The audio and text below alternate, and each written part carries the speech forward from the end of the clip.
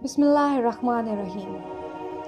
कुतुब में एक वाक़या लिखा है कि दो शख्स, एक ईसाई और एक मुसलमान, दोनों बिस्तरे मर्ग पर थे। बीमारी की इस हालत में ईसाई के दिल में ये ख्वाहिश पैदा हुई कि मुझे मछली का गोश्त मिल जाए। अल्लाह ताला ने फरिश्ते से फरमाया कि जाओ, इस ईसाई के घर के तालाब में एक मछली डाला ताकि इसकी ख्वाहिश पूरी हो जाए। मुसलमान के दिल में भी एक आरज़ू उभरी कि ज़िंदगी के इस आखिरी हिस्से में मुझे ज़ैतून का तेल मुयस्सर हो जाए। अल्लाह पाक ने फरिश्ते को हुक्म दिया कि इसकी अलमारी के अंदर ज़ैतून का तेल है, जाओ इसे गिरा दो।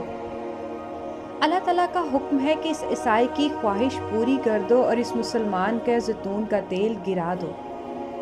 फरिश्ते ने अर्ज़ किया, आपका हुक्म उम्मत की आसानी के लिए है, इसकी मसलहत भी बता दीजिए ताकि उम्मत को सबक मिल जाए, इंसानियत को सबक मिल जाए।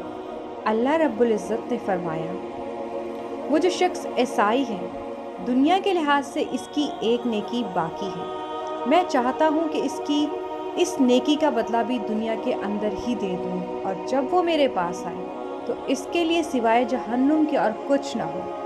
और जहाँ तक ताल्लुक़ इस मुसलमान का है तो इसकी एक कोताही इसके दामन पर रह गई है। मैं चाहता हूँ कि इसकी वो ख्वाहिश टूटे और इस पर वो सब्र करे, और जब वो मेरे पास आए तो इसके लिए सिवाय जन्नत के और कुछ ना हो।